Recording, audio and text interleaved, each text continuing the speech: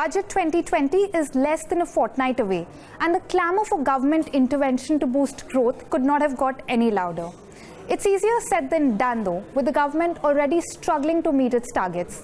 So should the government remain committed to the fiscal path, or should it choose to go easy on the FRBM roadmap? We posed some of these questions to economists, and most of them said that the government needs to spend more to revive growth. Mahendra Dev, director at IGIDR, believes that spending needs to be prioritized. As he sees limited room for the government to increase its expenditure, his solution is to choose capex over short-term spending and reduce non-merit subsidies and exemptions.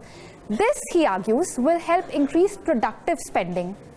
A fiscal plan and structural reforms are needed to increase growth to 6 to 7.5% in the medium term, he also says. Lekha Chakrabarti, who's a professor at NIPFP, is more vocal about higher spending. The emphasis on reviving consumption is misplaced, she feels. Investment-led growth is actually more sustainable, she says.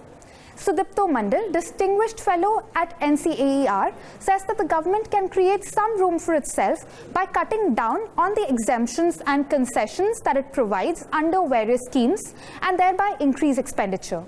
Ameya Bakshi, emeritus professor at the Institute of Development Studies, harps on the need for the government to increase both capex and revenue expenditure. So if the government does agree to spend more, where should the additional allocation be made? Or can tax cuts, which leaves more money with the consumer, prove to be a better choice?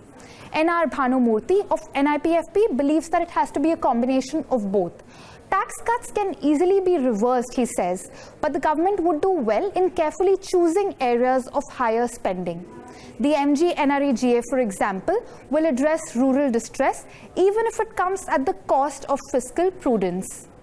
Radhika Rao of DBS also agrees that the MG-NRE-GA is a good tool, but an asset-focused approach will help boost infrastructure as well, she says.